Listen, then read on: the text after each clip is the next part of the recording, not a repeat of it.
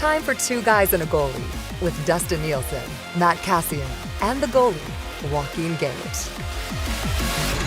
Game day for the Oilers as the Montreal Canadiens roll into town. We will set that up right here on Two Guys, a Goalie, Nielson, Cass, and Gager with you. You can text us anytime if you're listening on TuneIn or on iHeart or at EdmontonSportsTalk.com. Get in on the conversation at 780-218-9999, 780-218-9999, and we will we'll get into those. We got GM meetings. We got a bunch.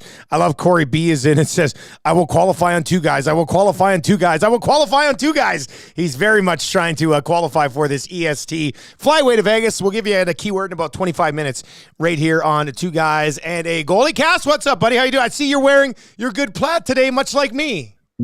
I know, we're matching. It's amazing. Yeah, it looks good. It's amazing. No, I'm good. I'm good. I was just telling Joaquin before this, the Star Wars Acolyte trailer came out today. Did it? And I saw that earlier and it wasn't out yet. I was like, I gotta watch it.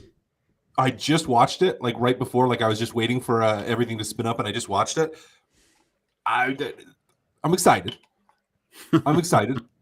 I like the feel. I like the feel. It's gonna have like because I think it's got like more of a martial arts aspect to it as well. Like with the way they're doing like some of the fight choreography and stuff. Like it looked good. It's gonna have a little bit of a darker take on it because it's told from the perspective of the Sith in this one.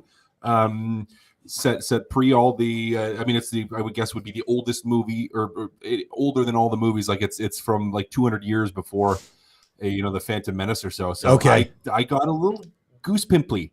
I'm like, ooh, this looks like it could be something I like to watch. I'm watching it right now without sound, and it looks awesome. Well, you need the sound, though. Even without sound. I know, but you need the sound. Is that the girl from The Matrix? No, can't be. I don't know. Anyway, it does look good. The guy from, what's that Korean show? I don't know. Not Hunger Games, but Squid Games. From Squid Games, yeah. Yeah, the guy from Squid Games is in it. Yeah, it looks pretty cool. Like I just hope it is actually as cool as it looks like it will be. So I'm hopeful. It made me excited. Was the tag night not something like In a Time of Light, Darkness Rose or something like that? Or I think I saw that. Yeah. Well, again, it's like because you have like you have all the Jedi. They're still very prevalent. Yeah. Still a ton of them. And then this is going to be focused from the Sith, so Sith in that environment. So it'll be interesting. It's going to try to, I think, tell like, okay, here's this, people that, I'm not going to go, but it's cool. It looks cool. I'm excited. For everyone, we are huge nerds. Like if you're new to Two Guys and Goalie, we are a bunch of nerds. So it was great. I was listening to Mark and Corey's podcast on the way into work today, and Mark was like, I was on the Hangout last week with Gager. We were totally nerding out on Dune 2. I was just like, that sounds like something Gager would nerd out on. So that was great. Gager, did you watch this Acolyte trailer yet? No, I saw that it was supposed to drop tomorrow. I thought, but I guess tomorrow ended up being today. So right after this, I will indulge and have a look. I might even throw on my Sith light. Oh yeah, there it is. Look at it. He's the dark side. That's great. And Kyle says, yes, Dusty, that is Trinity from The Matrix. So that's cool. I thought it looked like her. I mean, she's got the background and that stuff. So that's good. All right, you can hit us up in the nasty chat. Of course, you can text us at 780-218-9999. Keyword coming up around 12:30, and we will call a qualifier at the end of Two Guys today. I love Pender's Pancakes' first message today. It says, Hyman 2 goals tonight, 1 against the Sabres on Thursday, goes into Toronto on Saturday night looking for 50. Just to hear the Leafs PA announcer be like, his 50th of the season, Zach Hyman. Cass, that's the best kick in the nuts you could ever ask for. That would be, how good of a storyline would that be? That would be so amazing. God. Man, I would love that. That would be, that'd be so good. I wonder if this is why McDavid's just been passing all season, just to set up Hyman for 50 in Toronto. Moment. Like he's that talented that he's actually able to pull it off. That's pretty impressive. Man, I hope that happens. That would be hilarious. Absolutely hilarious. and something to rub in the face of Leafs fans for a long, long, long time. 780-218-9999. It is game day, the Oilers and the Habs tonight. We'll get into where the Habs are, where they're headed. Obviously, lots to discuss here on the Edmonton Oilers. We've not had a chance to all be together since that game against Colorado. Obviously, we were pumped for it. Cass, your thoughts on a high-flying game against the Avs? The big boys weren't producing, but it was still a very entertaining hockey game. And then won by McKinnon and Lehkonen playing to the final buzzer and popping one in the back of the net. What'd you take away from that game? You can play with Colorado. You can play with Colorado. And that, in some ways, I want to say it's indicative of a playoff-type game, but it's like sometimes the big boys cancel each other out through 60 minutes. Yeah.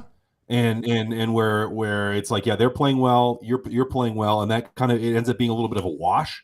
And then it comes down to the rest of the lineup and people being able to produce and finding ways to win. So, yeah, I mean, hey, it was an entertaining game, fun game. Thought they played well. Thought Colorado played well. Like it was pretty evenly matched. It kind of made me think of that'd be a fun series to watch. I guess that was my biggest takeaway. I was like, that'd be fun. Oh my God, that'd be a fun 7-game series. Gage, I can't really think. I can't think of a more fun matchup to watch. Like Oilers Jets would be a great series, but it's not going to be as fun as the Oilers and Avs. And Vegas and Edmonton will be an amazing series as well if it happens. But I still don't think it moves the needle from an entertainment perspective as much as Edmonton, Colorado would. Well, you just have the speed. I mean, I think the Vegas Golden Knights would be fun to watch too. All those teams have lots of speed, though. But I think what really brings it out and what makes it the most entertaining series is because of the speed and the pace at which the Colorado Avalanche play at. That brings, it's almost like those prize fights, right? You need that other opponent to bring the best out of you. I think looking at those kind of teams, the Colorado Avalanche bring the best out of the Edmonton Oilers. And we saw a glimpse of that. And that's what makes us hungry to see this, hopefully in a Western Conference final. But was there anything that you didn't expect going into that game for either of you guys that came out of it and you're like, oh, it changes my opinion on how a series would go? Because I know doing post-game and Cass, you see it lots of nights on post-game with Tommy. I mean, the nasty chat was hilarious. I was just like fist fighting most of them for most of the night. But I basically said, oh yeah, coming out of this game, a best of 7 between these two teams would be exactly what I thought it would have been at the beginning of the series and essentially a coin flip. Like, I don't think you could have read into too much else from that game. No, I think it was funny when I was sitting with Shaggy and Karius and Gregor. They were mentioning, I think there was like 7 icings within the first few minutes of the game, right, or something like that. And it reminded me of the first round of a fight, like both opponents kind of just feeling each other out, seeing what chinks in the armor they could possibly find, and then you saw it gradually open up. There's just two really experienced teams, that are waiting to exploit at any opportunity. That's what had you on the edge of the seat, I think, for most of that game, is something could happen at any moment. It was just a great battle between two really good teams. And, although the nasty chat was crazy that night, Dusty, which was so enjoyable to watch, but the fact that it took 65 minutes or what have you to establish a winner, and the Oilers were right there, and it could have ended on someone's stick a lot sooner.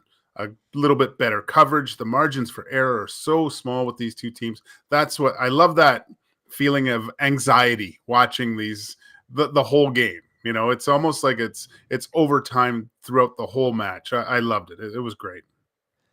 Cass, I think one of the things that kept popping up, and I do think it was blown up a little bit because Sean Walker was skating so well in that game and jumping up into the rush. And there was a guy that the Oilers were definitely in on. Like they wanted to get him. Didn't end up happening. He goes to Colorado, has 2 goals in that game, had a breakaway to possibly win it in overtime.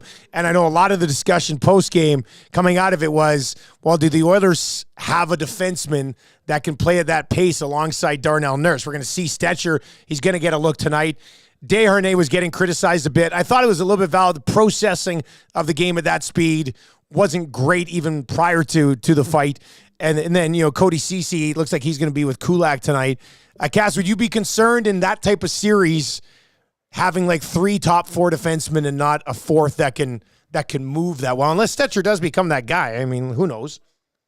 Well, and he might. I mean, you brought him in to be depth, but you also brought him in for games or the potential if the pace goes up and Vinny Desharnais does struggle, that you have another option in a guy that's more mobile and plays a higher paced game, as it were. So, yeah, I'm not. Am I overly concerned? No, I don't think so. I mean, we've seen Kulak in particular raise his game quite significantly in the playoffs. CC in the past has raised his game in the playoffs. Like, we've seen those guys ready and able to step into that. Now you want to see Stetcher and you want to see what he's capable of in that instance. And because again, he gives you a little bit of a different look in a player that can do that. But the reality is, guys, is you don't have 3-on-3 overtime in the playoffs.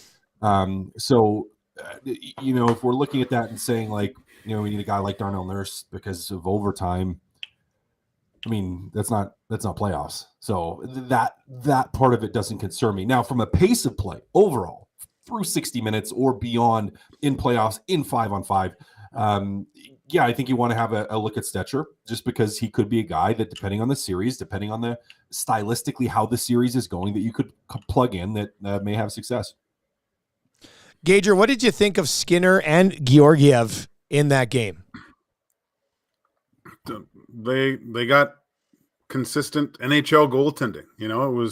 It was good enough to win, and they both took away goals from the other team at key points in the game. Fantastic head-to-head matchup on the goaltending side. Both different stylistically. Skinner much more conservative, getting in the way. Georgiev, however you pronounce it. I should know it because I do speak Russian, as you know. Of course, but, yes. He's a little all over the place, isn't he, Gager? Like, he's a little loosey-goosey, yeah.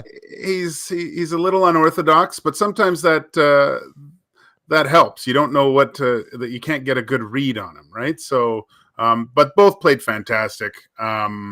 It's funny. I think you went through kind of the tail of the tape with these two teams, and really, I think it's even up to this point.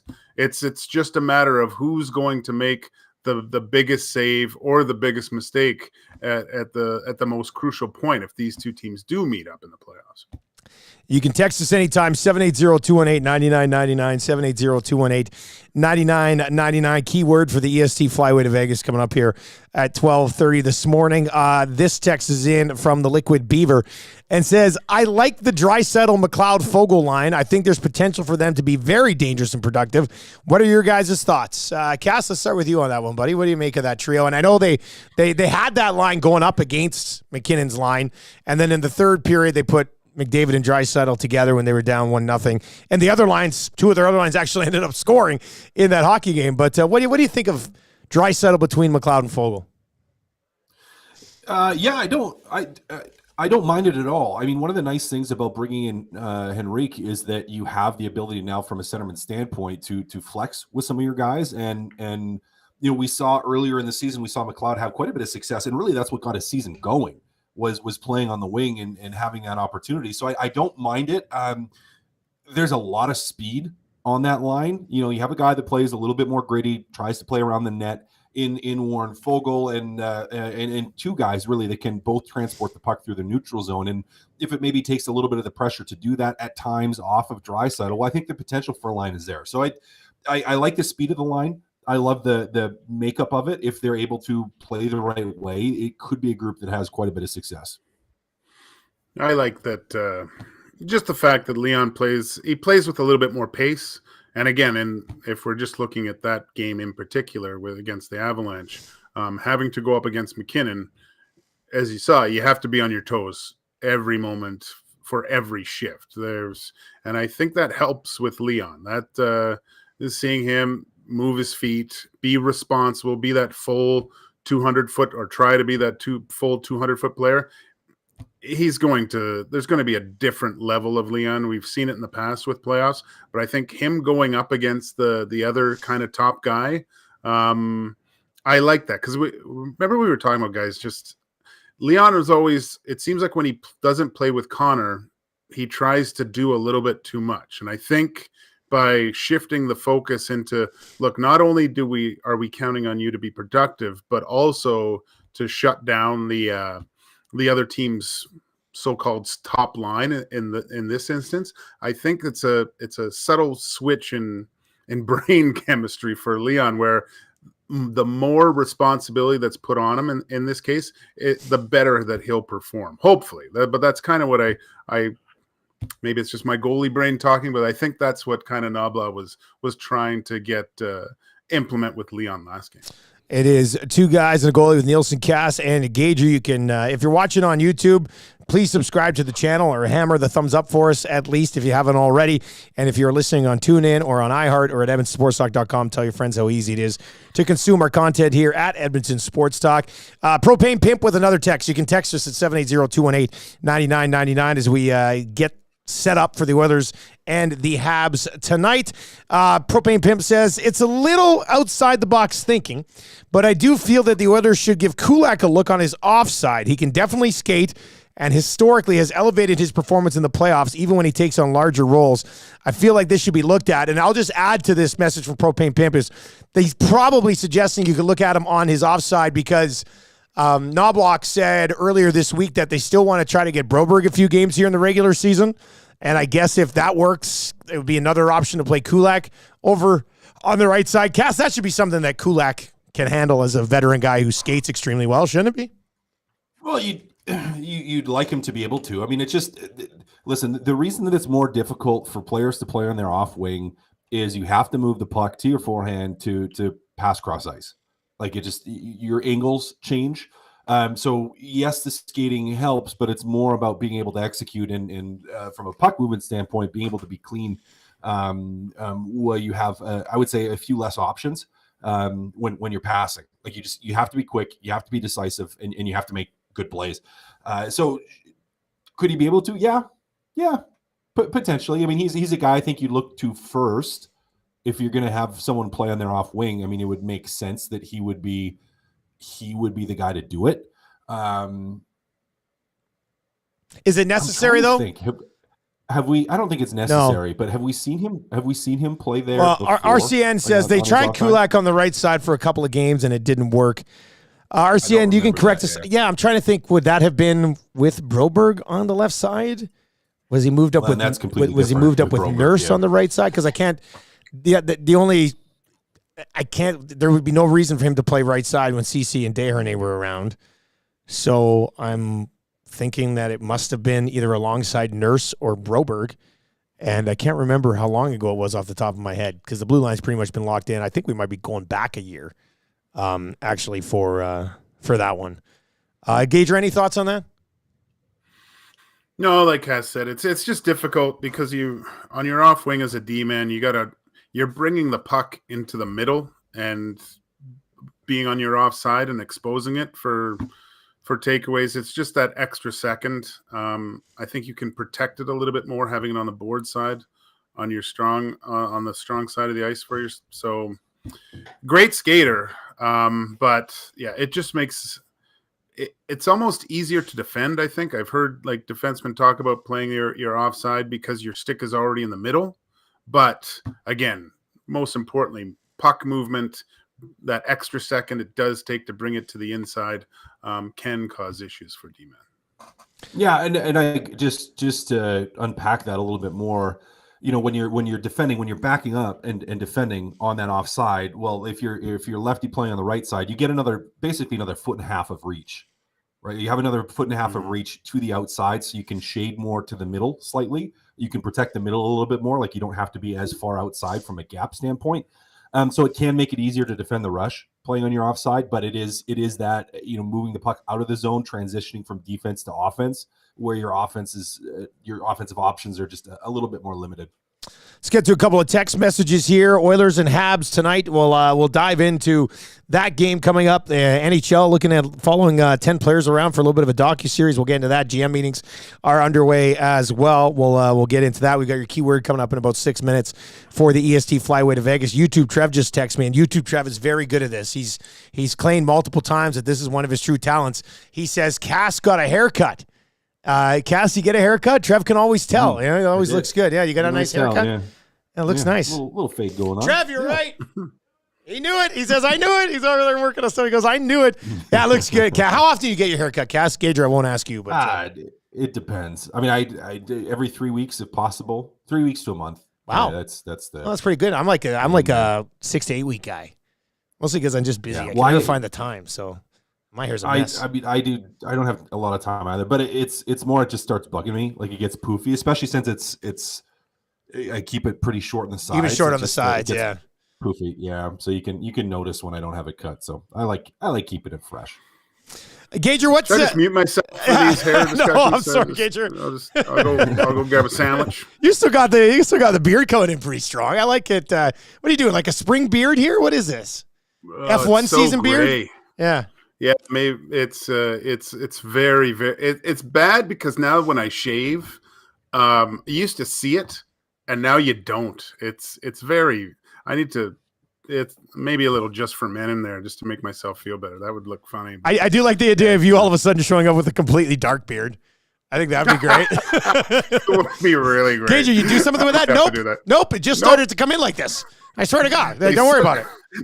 The box said they wouldn't notice. It's subtle, but You lied. Damn it. Oh, that's a tough one.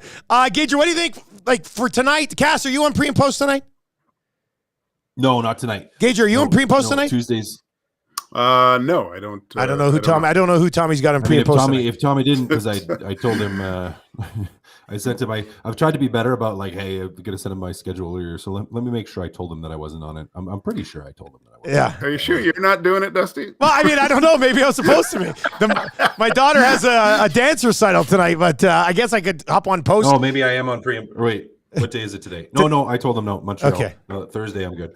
All right. I'm good on Thursday in the next bunch, but no, tonight I couldn't. Well, yeah. Mystery analyst, I guess, with Tommy tonight.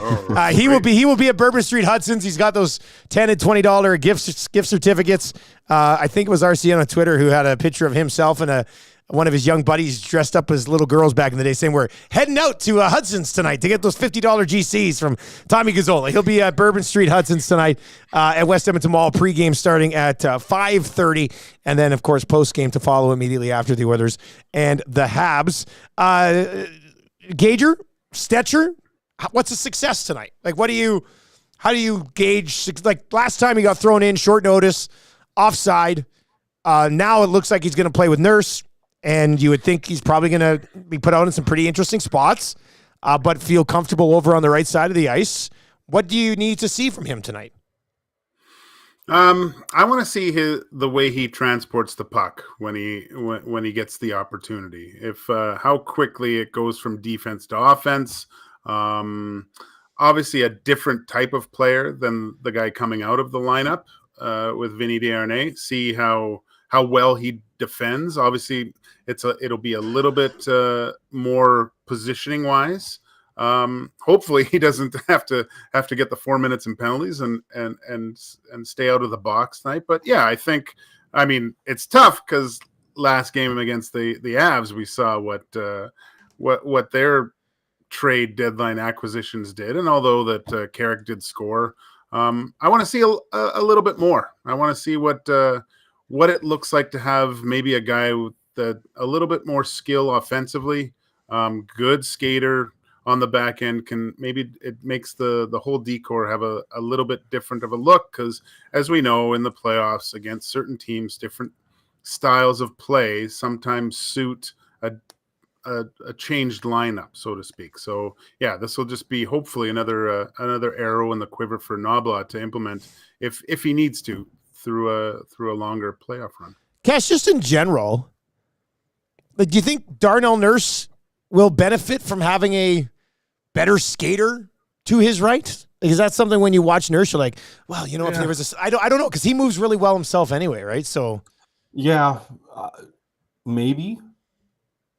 The thing, and I say this with Darnell Nurse all the time, you need to have someone that's able to read off of him, like that's able to anticipate, because he can be more difficult to anticipate when he's gonna go or not go, and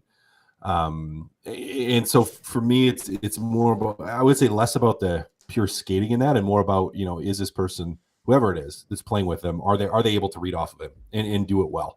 But I agree with Gage. I mean, I think you want to see, still good first pass. Basically, you want to see good, solid fundamentals, and then see how the rest of the game flows out from there.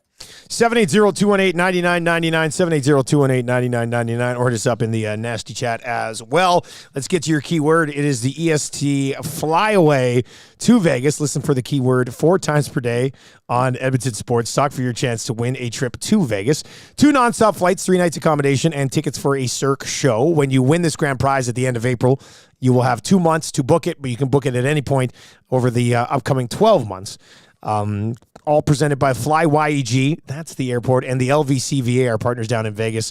Nonstop flights over 50 destinations. Your sports trip starts with a nonstop flight from FlyYEG. Visit flyyeg.com for more. And your keyword on 2 guys and a goalie today is Karlsson. Karlsson.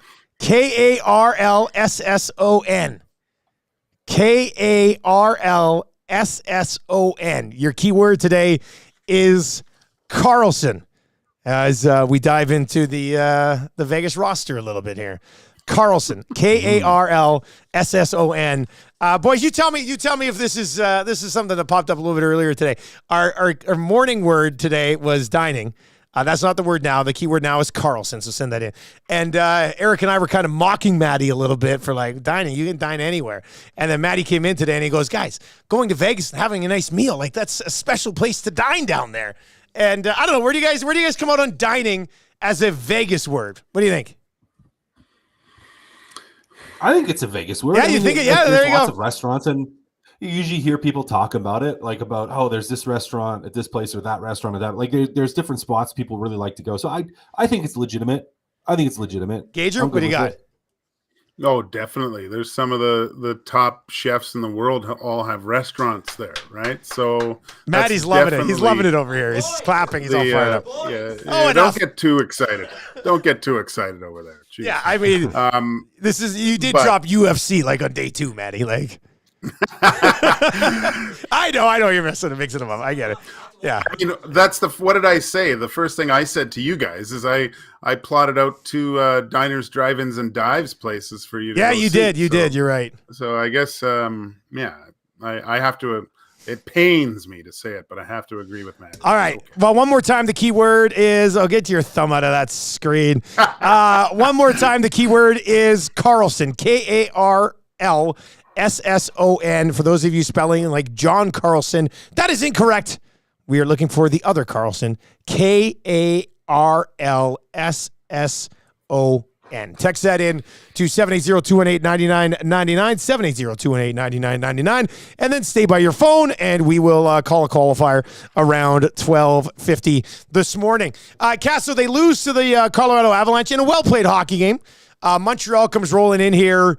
They're a younger team that's trying to find their way. I'm not sure they're going to get there with the way that they're building it right now. But do you expect the Oilers to kind of be in full control of this one tonight? They should be. They should be.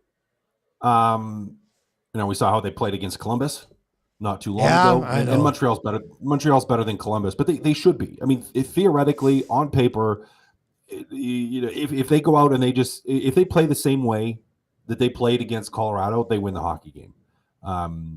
So they have every capacity to absolutely stomp on Montreal. But as we've seen, all teams, with all teams, if you don't go and you don't execute and you let a team feel like they're in it or they have a chance, well, then, Montreal will have a chance. But if they, from the drop of the puck, if they play how they're capable, then Montreal's got no business winning this hockey game. Gager, what do you think? I don't like this game, Dusty. You don't. You sometimes have a good hunch, Gager. You do.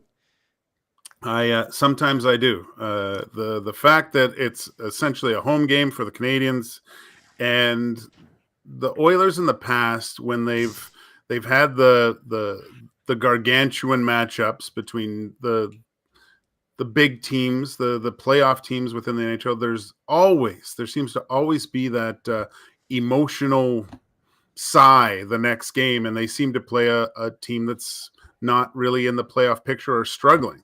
And they're just that emotional letdown that they have after these big games, and it seems it takes a while for them to get back into it. Montreal's playing footloose and fancy free right now. There's no pressure on them at all at this point. I don't like the way this matchup lines up. If I'm a betting man, and I am when my cool bet account is full, which is not. I predict an Oilers loss tonight. Wow. Okay. Holy smokes. So what about Pickard getting the start then from our team that you kind of view as that mindset? He's going to give him a chance to win, and you're going to hear all these guys say they let a guy down that played quite well. That's when I look into my goalie crystal ball. I still see Pickard playing well. But this is like a 4-2 empty net loss for the Montreal Canadiens tonight. Man, you are really killing my EST parlay buzz over at Coolbet today, which is Connor McDavid 2 assists, Hyman with a goal, and Bouchard with a point, and the Oilers to win by 2 or more at plus 625. If you go to coolbet.com and click on exclusives, you can get in on the Edmonton Sports Talk parlay. Cass, I'll tell you, if they lose to Montreal, go ahead, Gager. I was hot, like even last game. I was in the elevator going up to the press box with some of the local writers, and they were all talking about this barn burner 8-7 game that was about to happen. I was like, boys, that's not happening tonight. This is a low scoring game. The man knows. Essentially, it was. The man knows. I'll tell you, if they lose to the Habs tonight, morning show tomorrow is going to be interesting. People will be fired up. Especially after the losing to Colorado too. Yeah. Well, the post-game show will be nuts. Tommy will be like, oh my God, what am I doing? That'll be, that'll be quite something.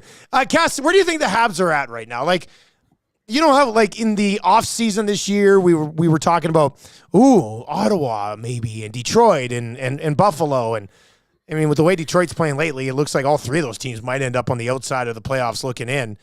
Mind you, Philly might try to help them. They Washington. I mean, there's some good battles still there to be had. But how far away are Montreal from even being remotely in the conversation? Like, they got Caulfield, they got Suzuki, Slavkovsky looks like he's coming around. They used their first-round pick on a defenseman again this past year. I think if you look at their lineup tonight, they've got a first-round pick over the last 3 years in the Goalie kid. Struble is a second-round pick a few years back, I think, on the blue line there. Is it going in the right direction, do you think, or is it kind of stuck in neutral right now on the Habs rebuild to respectability?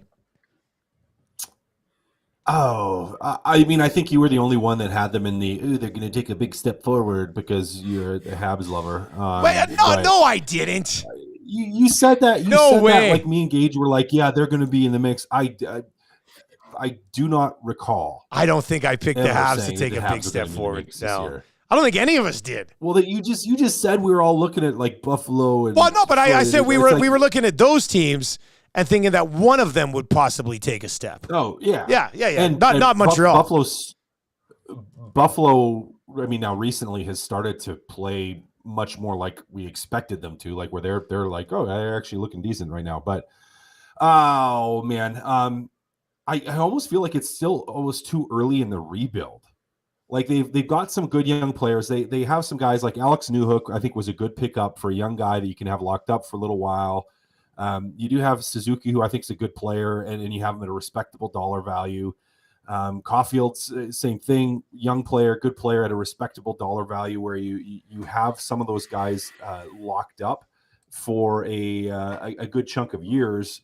Really, I think they got a long time. They got so you have some of your core guys that are there at really reasonable prices. So I think a big part of the Habs rebuild is over the next couple of years. And you said it, they added some people on the defensive side that you're really hoping will pan out and really help them, because if they're stable there, it should enable them to either go out and get some more marquee forwards or to bring in some decent dollar values. Because if you look at their dollar values, where money's tied up, they don't have any huge significant cap hits right now.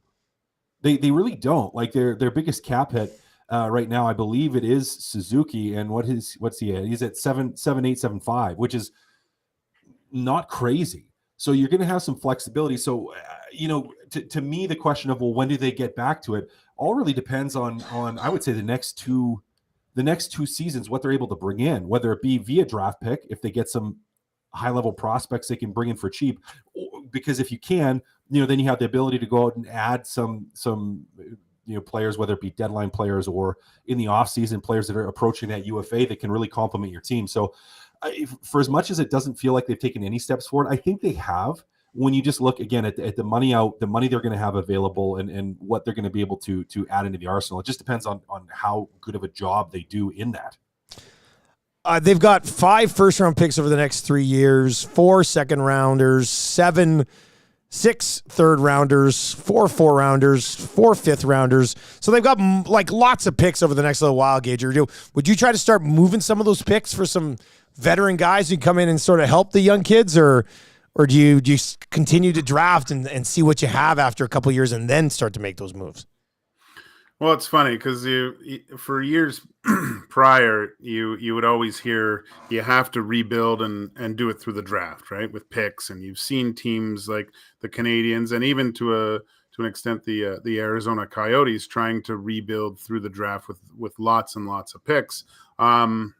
It's a crapshoot. You don't know if these guys are going to pan out. And I think you have to go to a more of a hybrid model where, yes, I think a good mixture of picks.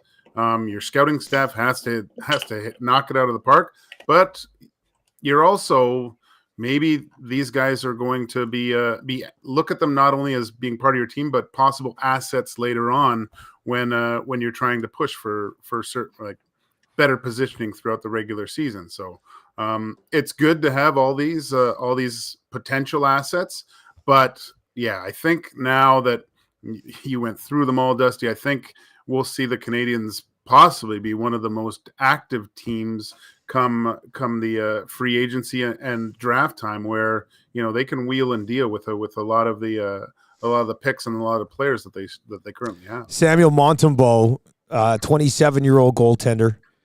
I've seen some people when they project the 2026 Olympic team have him kind of on a short list of goaltenders. He's got a .905 save percentage, 3.11 goals against average. He's 13, 12, and 6 so far this season. Jake Allen is gone. They also have Caden Primo. Primo's 24-year-old, 6'3", 207. Montembeault is going to start tonight. Gage, have you watched much of Montembeault, or are you going to kind of get a feel for him tonight? I'm trying to figure out what they have there. Not enough to give it an accurate judgment. A lot of times it seems like he's playing well, and then by the third period, the other team's filling the net. Yeah. Not to any fault of his. Even Primo, they both look like capable young goalies. It's always hard for me though, Dusty, to watch someone other than Carey Price in net it'll probably take another year or two before that looks natural. Just because Carey was basically one of the most perfect goaltenders that's played the game. Well, there's one blemish on Carey Price's record, and that's Matt Kassian scored on him twice. Well, I said all perfect. Yeah, not everybody's perfect. Almost perfect. Yeah. Cass, that was twice in one game, wasn't it? Or was it just twice in your career? Yeah. What a game. No, twice in one. What a game. No big deal. Yep. All right, let's so a couple of things. General manager meetings. I think it was Chris Johnson yesterday who had the report that the NHL is teaming up with Prime to do a document series like Drive to Survive, like Full Swing, like NFL quarterbacks. I think they're doing receivers this year, where they're going to follow around 10 players and then release it next season on Prime. Gager, I know we talked about it a little bit on the Nielson show this morning, but Cass, what are your thoughts and what do you want to see? And I think it's different for what you guys might want to see compared to what our listeners or viewers might want to see, because you guys would know some of the drama and have been put in some of these spots, and I think that's what I want to see. I don't necessarily want to see a guy's mansion and where he goes on vacation and stuff. I want to see a third liner who's worried about coming out of the lineup and that type of thing. Cass, how do you think they make this? How do you think they make this a success? It'll be interesting. I think they need a mix. Like you need to get some of the big name guys in there, which would be great for the game. Like you need your marquee guys to be your marquee guys. So it's like I want to see, if it's 10 guys, did they say is it 10 guys? I thought I saw it was 10 guys, yeah. Yeah, okay. So if it's 10 guys, I would be focused on having 5 top name. So 50% of it being your big name guys. Probably got to have a mix of American and Canadian in there. Canadian guys, because you're going to have more people probably that watch it in Canada, but you want Americans as well, just to build that U.S. exposure. So American-born players, and then the other 5, I want to see the third line guys. The guys penalty killing, the guys worried about someone taking their job, the guy like I want to see that, because it would be for me. I'm kind of like, I want people to see what some of that experience is like, where it's not all glamour, because it's not like you go through a lot of emotional stuff, and yeah, the big guys have pressure too, just as much, if not more, in some instances, but it's a different type of pressure. And so having the variety in there, to me, that could make it very compelling. It could make it very like if you have someone in there where it's not necessarily someone being put on waivers, but it's like, I remember living in a hotel for an entire season, and I remember like when being up and down all the time, and you're walking around the corner every day to see if your jersey's hanging up or not. Yeah, your practice jersey, if your bag's packed, like a real fear, like it's in your gut, the nerves, just to go to practice every day, to be like, is my jersey still there? Or are they put on waivers? Just the gut wrenching. I'm showing up the rink in the morning and it's a game day, and I don't know if I'm playing or not. And just some of that, the emotions that go along with that. Like you can make it very compelling. So I hope there's a mix. To me, that would be the best way to make it successful. And with as all those shows, you want to see the personality. Like get some guys with personality. Get some. So it's interesting. It's not bland. It's not all boring. That we get to see a little bit more of that. So I'm excited for it. I hope they do a good job of it. It could be a pretty good window into it. So, I'm hopeful, guys. I'm hopeful. The actual, and I'll Gage all 13 sec. This is the tweet from Chris Johnson, who's on Twitter, obviously at Reporter Chris. Interesting nugget coming out of today's NHL GM meetings. A couple of managers mentioned that the league has signed on to do a behind the scenes series with Amazon that will center around 10 to 12 star players. But we'll see where that ends up being. It's due for a fall release, so they would be shooting them this year, and then obviously releasing it next year. Gage, we know why everybody's doing this, right? We know why the golf PGA Tour went full swing, and we know why the NFL doesn't necessarily need it because they're a monster already, but they're trying to build off the success that Formula One had with the Drive to Survive series, and we talked about it on the show this morning. That was interesting because they followed all 20 players, like all 20 drivers. Right, this is different. This is a small group within a massive group. And you think you're trying to get something that's great for hockey fans now, or are you trying to get something that brings people into the NHL as fans after watching the series? And how difficult do you think that'll be to do in the NHL format as opposed to Formula One? I think it'll come down to access. Dusty, the reason why I think Drive to Survive was so successful is you got to know some of these drivers, or the engineers or the team principals quite well. There was a huge glimpse behind the curtain. They're going to have to be genuine. The fact that you said they're all star players, that's a little bit disappointing to me, because you really don't get the whole scope of what being an NHL player is. There's like, you talk about top 6 and bottom 6. Yeah, most teams don't even have a legitimate top 6. There's maybe 5 or 6 guys that that are going to, there's no movement. They're your guys. The other one, everyone else is trade deadline comes around, you're walking on thin ice. Like, I remember not buying groceries, Dusty, because I didn't want fruit, get sent down and waste food, or that's the type of things I want to see. I want to see all the stuff away from the rink. The like Cass said, the going into the locker room and peeking around the corner first to see if there's a jersey hanging there, or you come around after practice and the minor league bag of your NHL team is sitting in front of your stall because you're you're getting sent down. The trainers come and coach one, and the GM want to talk to you. Those types of things, and I just don't think you get that from a guy that. I mean, there's definitely advantages of talking to established, like star NHLers and see what their life's like. I'm not saying there isn't, but I think you get so much more on the other side of things. Hopefully, it'd be nice to do a mix, right? Plus, You have the players, so many to do a mix. It would make the most sense. Old and young too. I'd like to see a young guy coming in, and like so. Well, go ahead. Like one of the, I was just going to say, like more than the F1, like if you watch like the football ones, like the football one on Netflix, if you watch like tennis, and then if you watch the golf one, it's like some of the allure to me was not just the high level guys, but was the people that were like trying to make it, right? Or it's like I'm trying to establish myself. And some of that, like to me, that those storylines were so intriguing in all of those shows, where it's like if I hear just the star players, I'm like, yeah, it'll be cool, but I don't know. I just hope they dig a little bit deeper than that too. Maybe they'll have Zach Hyman, and the key point of the show will be him scoring 50 in Toronto. A glorious return in episode 7. I think that would be good. A couple of text messages have rolled in about following around Brizgalov back in the day. This guy says, I want to see Prime follow Brizgalov for 6 months. I want to see that guy in the wild. That dude should be on Survivor.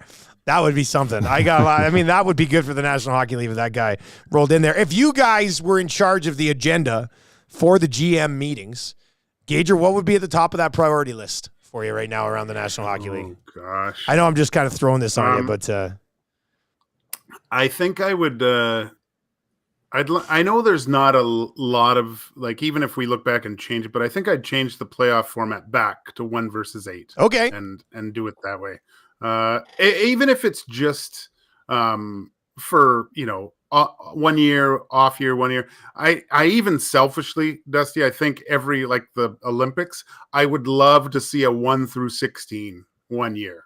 So the opportunity to have let's say a Battle of Alberta Stanley Cup final, right? Or something weird could happen in every 4 years. I know the travel and the logistics of everything would be out of whack and stuff like that. But I think a true bracket of 1 through 16 playoff format, just, not every year, once every 4, I think it would be fantastic. Cass, what would be number 1 on your priority list? Yeah. I mean, one of the things that was on there for me was something they talked about is like still with video review is just continue to clean that up. Well, they might be looking at expanding it. Well, expanding it like for the puck over the glass and accidental high sticks. But accidental high sticks. But I would like to see them refine some of it, like with the offsides, like where offside review should be done at full time. Yeah, full speed. Oh, yeah. So change some of the way they do the offside review. Yeah, it's the way they do it because it would keep it quicker. Like you'd get through reviews of it quicker, and because really it's like spirit of the rule. If you can't see a clear advantage on the play, if it's like millimeters or centimeters, then just you can get rid of some of that. So I would like to see a refinement of it. That would be on the list of me. Not necessarily an expansion of it, but a refinement of it just to keep things quick. All right, I'm going to let you guys go because we're going to call a qualifier here for Vegas. Get that key word out there one more time. Gager thinks the Oilers might be in tough tonight against the Montreal Canadiens. Boy, if that happens, man, Thursday's episode is going to be good. Gager called it again. We'll see what happens on that front. You guys enjoy the game tonight, and we'll chat on Thursday. Later. All right, there you go. That is Cass and Gager here on the 2 guys and a goalie. We are going to be qualifying someone for the Vegas trip coming up here right away. If you're listening on TuneIn or on iHeart or at EdmontonSportsTalk.com, make sure you tell your friends how easy it is to get in the mix on this Vegas trip. And, of course, hit us up here as well. Maddie's just on you calling a qualifier right now, Maddie? Okay, Maddie's getting the qualifier right now. And remember, pick up your phone because if we call you and you do not pick up, you are out of luck. I didn't want to say the bad word there, but you would be out of luck. And Maddie will just call another one. I think right now he's having somebody just picked up just in the nick of time. Maddie was about to just hang up on this guy.